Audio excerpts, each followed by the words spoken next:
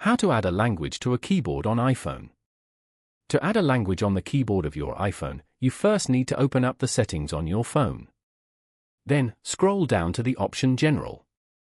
Now tap on it. Once you are in, scroll all the way down to the keyboard option. Tap on it. Then, select keyboard from this page.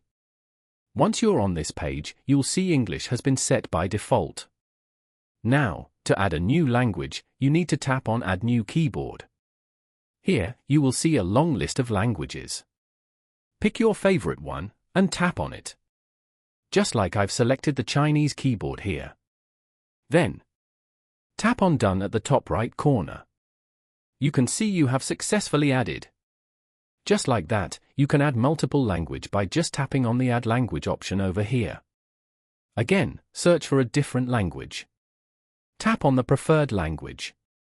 Choose the keyboard layout. After that, tap on Done at the top right corner. You can see you have added both the languages in the same keyboard. Now minimize the application. Open the default messaging app on your phone. Once you're in, tap on the icon at the top right corner of your screen to create a new message. Now, tap on the chat box to open the keyboard. After that, you need to tap and hold this globe icon at the bottom left corner of your screen. A menu will appear on your screen.